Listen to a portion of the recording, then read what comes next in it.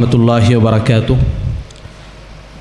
الحمد للہ کفا وسلام علی عباده الذین اصطفى اشہد ان لا الہ الا اللہ وحدہ لا شریک لہ واشہد ان محمدا عبدہ ورسولہ اما بعد قال اللہ سبحانہ وتعالی فی القرآن المجید والفرقان الحمید وما خلقت الجن والانس الا لیعبدون۔ معزز باوقار علماء کرام، معزز سامعین و سامعات، موضوع خطابت ہے علم شرعی کی اہمیت۔ معزز سامعین و سامعات، اللہ رب العالمین نے انسان کو مال و دولت سے نہیں بلکہ علم سے شرف عطا فرمایا۔ زمین پر سب سے پہلا شرف جو انسان کو ملا وہ علم تھا، اور سب سے پہلا حکم جو اللہ رب العالمین نے دیا وہ علم کے متعلق اقرا تھا۔ معزز سامعین، آج امت مسلمہ جن فکری انتشار، عملی کمزوری اور دینی بے راہ روی کا شکار ہے، اس کی اصل وجہ نہ وسائل کی کمی ہے اور نہ شرعی اور نہ تعداد کی قلت، بلکہ جس چیز کی کمی ہے وہ صرف اور صرف شرعی علم سے دوری ہے۔ معزز سامعین، شرعی علم کے بغیر عبادات رسم بن جاتی ہیں، دعوت جذبات بن جاتی ہیں، اور دین صرف روایت بن کر رہ جاتا ہے۔ دین کا علم دینداری کی پہلی شروعات ہے۔ اگر ایک انسان دیندار بننا چاہتا ہے تو اس کے لیے ضروری ہے کہ وہ دین کا علم حاصل کرے۔ اس کے بغیر اگرچہ اس کے جذبات بہت اچھے ہوں، لیکن اگر دین کا علم نہیں ہے، دین کے علم کے فقدان کی وجہ سے نہ پائے جانے کی بنیاد پر اس کے جذبات اس کو شرک و بدعات میں بھی ڈھکیل سکتے ہیں۔ اسی لیے ہم دیکھتے ہیں کہ بہت سارے لوگ جو محبت رسول صلی اللہ علیہ وسلم کا دعویٰ کرتے ہیں اور دینی علم سے دور رہتے ہیں، جس کی وجہ سے بہت سارے شرک و بدعات میں ہوتے ہیں اور اظہار محبت رسول صلی اللہ علیہ وسلم میں غلطی پر ہوتے ہیں۔ اس کی کیا وجہ ہے؟ اس کی صرف اور صرف ایک وجہ ہے، اور وہ یہ ہے کہ وہ لوگ شرعی علم سے دور ہیں، کنارہ کشی اختیار کیے ہوئے ہیں، اس کو حاصل کیے ہوئے نہیں ہیں۔ اللہ رب العالمین نے اسی کے متعلق بیان فرمایا، کہا وَمَا خَلَقْتُ الْجِنَّ وَالْإِنسَ إِلَّا لِيَعْبُدُونَ، میں نے جن اور انس کو صرف اور صرف میری عبادت کے لیے پیدا کیا۔ یعنی اللہ رب العالمین یہ بتانا چاہتا ہے انسان کی تخلیق، جنوں کی تخلیق کا اصل مقصد اللہ رب العالمین کی عبادت ہے۔ اب یہاں رک کر ہم سوال کرتے ہیں، میتھمیٹکس والے، سائنس والے، بائیولوجی، کیمسٹری، کیا یہ لوگ ہمیں اللہ رب العالمین کی عبادت کیسے کرتے ہیں یہ لوگ بتائیں گے؟ اس کا جواب واضح ہے کہ ایسے ہو ہی نہیں سکتا ہے کہ کوئی آ کر ہم کو بتائے۔ اس کا جواب صرف اور صرف ہم کو دینی علم میں ملتا ہے۔ شریعت ہم کو بتاتی ہے، تو پتہ کیا چلا؟ ہم کو جو علم حاصل کرنا ہے وہ صرف اور صرف جس کے ذریعے سے ہم اللہ رب العالمین کی صحیح طریقے سے عبادت کر سکتے ہیں اور اللہ کو راضی کر سکتے ہیں، وہ علم ہے علم شرعی۔ معزز سامعین، اللہ رب العالمین نے دینی علم کی بات کی شروعات وحی کے ذریعے سے پہلی جو بات اللہ رب العالمین نے کی وہ دینی علم تھا۔ اللہ رب العالمین نے کہا اقرأ بسم ربک الذی خلق، اے محمد صلی اللہ علیہ وسلم آپ اپنے اس رب کے نام سے پڑھیے جس نے پیدا کیا۔ معزز سامعین، ان دونوں دلیلوں سے یہ بات واضح ہوتی ہے کہ ہم کو دین کا علم حاصل کرنا بہت ضروری ہے، ورنہ جذبات انسان کے اگر دینی علم نہ ہو تو انسان کو شرک و بدعات میں ڈھکیل سکتے ہیں۔ بڑے خطرے کی بات ہے۔ علم شرعی کا حکم کیا ہے؟ یہ جو ہم بات کرتے ہیں کہ شرعیت کا علم ہم کو حاصل کرنا چاہیے، تو اس کا حکم کیا ہے؟ اس کا رول کیا ہے؟ کیا یہ واجب ہے یا مستحب ہے؟ اس کے متعلق ہم بات کریں گے۔ تو پروف کے لیے کچھ احادیث میں آپ کے سامنے رکھتا ہوں۔ عن انس بن مالک رضی اللہ عنہ قال قال رسول اللہ صلی اللہ علیہ وسلم طلب العلم فریضۃ علی کل مسلم، اخرجہ ابن ماجہ۔ معزز سامعین، انس بن مالک رضی اللہ تعالی عنہ سے روایت ہے، کہتے ہیں کہ نبی کریم صلی اللہ علیہ وسلم نے بیان فرمایا طلب العلم فریضۃ علی کل مسلم، علم کا حاصل کرنا ہر مسلمان پر فرض ہے۔ یہاں ہم گفتگو کرتے ہیں کون سا علم ہے جس کو حاصل کرنا فرض ہے؟ میتھمیٹکس، دنیاوی علوم یا دینی علوم کے متعلق نبی کریم صلی اللہ علیہ وسلم اس حدیث مبارکہ میں کہہ رہے ہیں۔ جب ہم دیکھتے ہیں پتہ یہ چلتا ہے، علماء یہ کہتے ہیں کہ اس سے مراد وہ علم ہے جس سے جہالت برتنا کسی انسان کے لیے جائز ہی نہیں ہے۔ جیسے اللہ رب العالمین کا علم ہونا، عقیدے کا علم ہونا، صلاۃ کا علم ہونا، طہارت کا علم ہونا، اور اسی طریقے سے صیام کا، زکوٰۃ کا، حج کا علم ہونا. اور پھر آگے بڑھتے ہیں تو انسان دنیاوی زندگی میں بزنس میں مشغول اور بیزی رہتا ہے، تو اس کے آداب جاننا، اس کے معاملات جاننا اور اس کے احکامات کو جاننا بھی یہ انسان کے اوپر فرض ہوتا ہے. اگر نہیں جانے گا، اللہ رب العالمین کسی سے یہ نہیں پوچھنے والا کہ تم نے میتھمیٹکس کی کتنی ڈگری حاصل کی ہے یا دنیاوی علوم میں تمہارا گریڈ کیا ہے.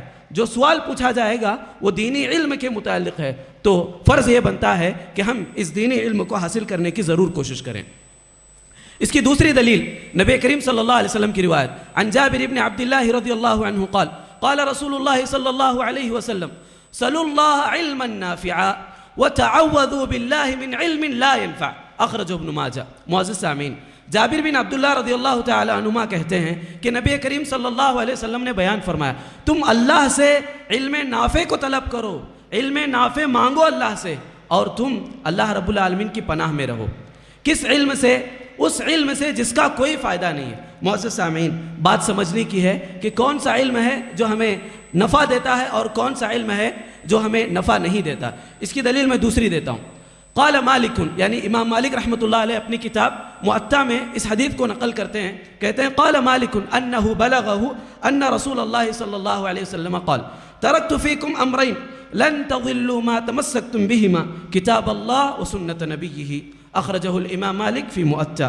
کہتے ہیں کہ امام مالک رحمہ اللہ کہتے ہیں مجھ تک یہ بات پہنچی ہے کہ نبی کریم صلی اللہ علیہ وسلم نے بیان فرمایا، دو چیزیں ایسی ہیں جو میں تمہارے درمیان چھوڑ کر جا رہا ہوں، جب تک تم اس کو مضبوطی کے ساتھ تھامے رہو گے تم گمراہ ہو ہی نہیں سکتے. پھر کہا کہ ایک اللہ کی کتاب اور نبی کریم صلی اللہ علیہ وسلم کی سنت. واضح ہو گیا کہ جو دو چیزیں جو ہمارے کامیابی کی ضمانت دیتی ہیں کہ ہم کامیاب ہیں، ہم اللہ کے پاس آسانی سے ہمارے امتحان میں کامیاب ہو سکتے ہیں اور جنت کے مستحق بن سکتے ہیں، وہ دو علوم اس کے متعلق اللہ کے نبی صلی اللہ علیہ وسلم نے بیان فرمایا، ایک کتاب اللہ اور اسی طریقے سے شریعت کا علم یعنی حدیث کا علم. معزز سامعین، انس بن مالک کی ایک دوسری روایت کہتے ہیں کان اخوان علی عہد النبی صلی اللہ علیہ وسلم، دو بھائی نبی کریم صلی اللہ علیہ وسلم کے زمانے میں تھے. فکان احدہما یأتی النبی صلی اللہ علیہ وسلم، اس میں سے ایک بھائی نبی کریم صلی اللہ علیہ وسلم کے پاس آتا علم سیکھنے کے لیے، والآخر یحترف، اور دوسرا کام کرتا. دو بھائی ہیں، ایک بھائی علم کو سنبھالتا ہے، علم حاصل کرتا ہے، دوسرا بھائی گھر کو سنبھالتا ہے، مالی طور پہ جو ضروریات ہیں اس کو پورا کرتا ہے کما کر. تو جو بھائی کمانے والا تھا آ کر نبی کریم صلی اللہ علیہ وسلم سے شکایت کرتا ہے کہ جو میرا بھائی ہے سارا دن آپ کے پاس پڑھائی میں مشغول رہتا ہے، کام مجھے کرنا پڑتا ہے اور تھکتا میں ہوں اور یہ آرام سے رہتا ہے. نبی کریم صلی اللہ علیہ وسلم نے بیان فرمایا لعلک ترزق بہ، شاید کہ تم کو رزق اسی وجہ سے دیا جا رہا ہے کہ تمہارا بھائی دینی تعلیم میں مشغول ہے. پتہ چلا کہ دین کا علم حاصل کرنا ہمارے لیے بہت ضروری ہے، بلکہ آج ہم اس دین کے تعلیم کو چھوڑ کر کہیں اور جاتے ہیں تاکہ بڑی ڈگریاں ہم کو حاصل ہوں اور اس کے بعد ہمارا کوئی اچھا جاب رہے. نبی کریم صلی اللہ علیہ وسلم نے اس حدیث میں ہم کو یہ اس بات کی طرف یاد دہانی کرائی، اگر تمہیں رزق چاہیے، برکت والا رزق چاہیے تو تم دینی علوم سے جڑ جاؤ. معزز سامعین، دین ہمارا جو دین ہے دوسرے علوم سے منع نہیں کرتا کہ تم اس چیز کو نہ پڑھو، یہ تم نہ کرو، ہرگز یہ ہمارا دین اس کو جائز ہی نہیں بولتا کہ ہم کسی کو روکیں. جائز ہے کہ انسان کچھ بھی کام کرے، حلال کام. اگر کبھی کبھی ایسا ہوتا ہے کہ انسان کے بہت اچھی ڈگریاں ہوتی ہیں لیکن دینی علوم نہ ہونے کی وجہ سے وہ ڈگریاں اس کو کامیابی تک نہیں لے جا سکتی. لہٰذا ہمیں چاہیے کہ ہم دین کا علم حاصل کریں. عن ثابت بن عبید قال زید بن ثابت رضی اللہ عنہ قال لی رسول اللہ صلی اللہ علیہ وسلم تحسن السریانیہ انها تأتینی کتب قالت قلت لا قال قلت لا قال فتعلمتها فی 17 یوما اخرجہ احمد. معزز سامعین، ثابت بن عبید کہتے ہیں کہ زید بن ثابت رضی اللہ تعالی عنہ نے کہا مجھ سے نبی کریم صلی اللہ علیہ وسلم نے پوچھا تم کو سریانی آتی ہے کیا؟ سریانی ایک زبان ہے، تم جانتے ہو اس کو؟ پھر کہا کہ میرے پاس بہت سارے رسائل کتب آتے ہیں، یہ ہماری زبان نہیں ہے، ہم اس کو نہیں جانتے.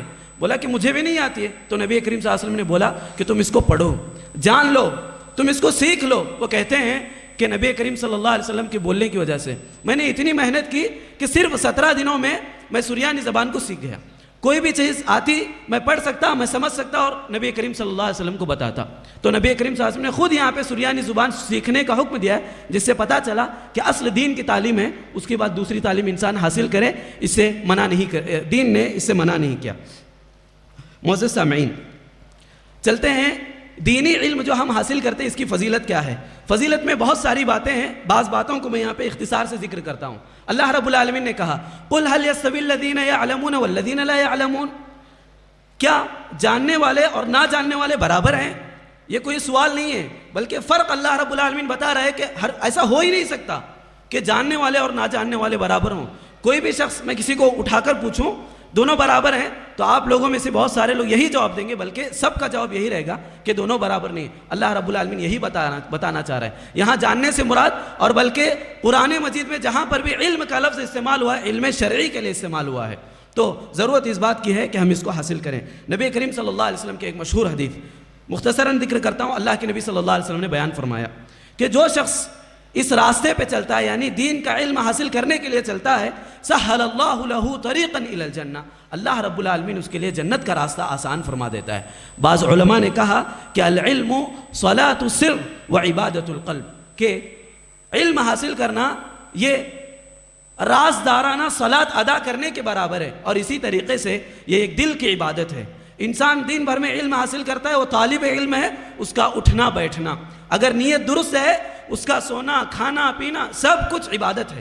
لہٰذا ہمیں اس عبادت کو ضائع نہیں کرنا چاہیے، بلکہ اس سے فائدہ اٹھانا چاہیے. معزز سامعین، نبی کریم صلی اللہ علیہ وسلم نے حسد سے منع کیا ہے، لیکن علم ایک ایسی چیز ہے، علم میں حسد کرنا جائز ہے. یہاں حسد سے مراد رشک ہے کہ سامنے والے کی نعمت باقی بھی رہے اور ہم کو بھی مل جائے. یہ علم کے متعلق ہے. نبی کریم صلی اللہ علیہ وسلم نے بیان فرمایا لا حسد الا فی اثنین، دو چیزوں میں حسد کرنا جائز ہے. رجل آتاہ اللہ مالا فسلطہ علی ہلکتہ فی الحق، وہ آدمی جس کو اللہ نے بہت سارا مال دیا اور وہ اللہ کے راستے میں اس کو انفاق فی سبیل اللہ، اللہ کے راستے میں اس کو خرچ کرتا ہے.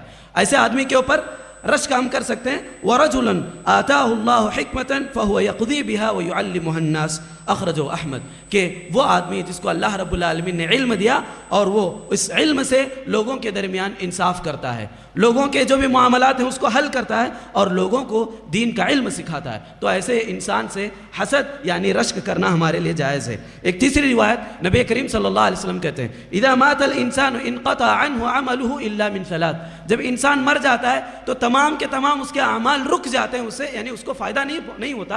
الا من ثلاث، بس تین چیزیں ایسے ہیں جس کے ذریعے سے انسان مرنے کے باوجود، مرنے کے بعد بھی ان تین چیزوں کا اس کو فائدہ ہوتا ہے. کہا کہ الا من صدقۃ جاریہ، اگر اس نے کچھ صدقہ جاریہ کہ، او علم ينتفع به، یا پھر اس نے ایسا علم چھوڑا ہے جس کے ذریعے سے لوگوں کو فائدہ ہوتا ہے، لوگ اس سے فائدہ اٹھاتے ہیں. اور پھر کہا او ولد صالح يدعو له، یا پھر اس کا کوئی نیک لڑکا جو اس کے حق میں دعا کرتا ہے. معزز سامعین، بات واضح ہے کہ اللہ رب العالمین ہم کو دین کا علم حاصل کرنے کی جانب بلاتا ہے. اگر ہم دین کا علم حاصل نہیں کریں گے، ایک نقصان میں بیان کر کے اپنی بات کو ختم کرتا ہوں.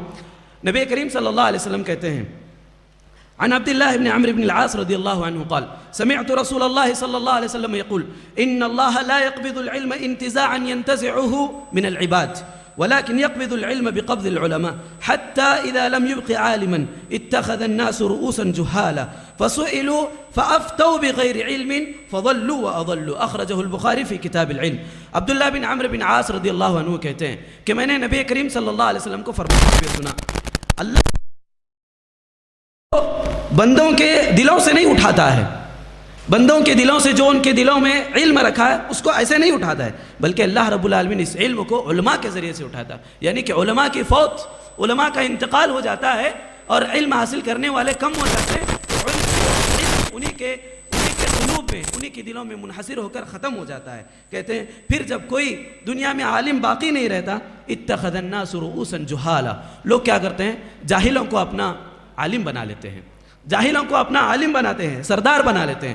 فسئلوا، جا کے ان سے پوچھا جاتا ہے، فافتوا بغیر علم، علم والے چلے گئے جو جاہل تھے رہ گئے اور جاہل اب فتویٰ دینا شروع کر دیں تو کیا ہو رہا ہے؟ فَأَفْتَوْا بِغَيْرِ عِلْمٍ، بغیر علم کے فتویٰ دے رہے ہیں، فَضَلُّوا وَأَضَلُّوا، خود بھی گمراہ ہو رہے ہیں، لوگوں کو بھی گمراہ ہو رہے ہیں۔ لہٰذا اگر علم شرعی ختم ہو جائے تو مسائل یہاں تک کھڑے ہو جائیں گے کہ جاہل کھڑے ہو کر فتویٰ دیں گے، خود بھی گمراہ، دوسروں کو بھی گمراہ کریں گے۔ یہ کچھ باتیں میں نے اس موضوع سے متعلق رکھی۔ اللہ رب العالمین سے دعا ہے کہ اللہ تعالی ہم تمام کو دینی علم حاصل کرنے کی توفیق دے، پوری ثابت قدمی کے ساتھ، اور اس پر عمل کرنے کی بھی توفیق دے۔ آمین۔ فجزاکم اللہ خیرا، والسلام علیکم ورحمۃ اللہ وبرکاتہ۔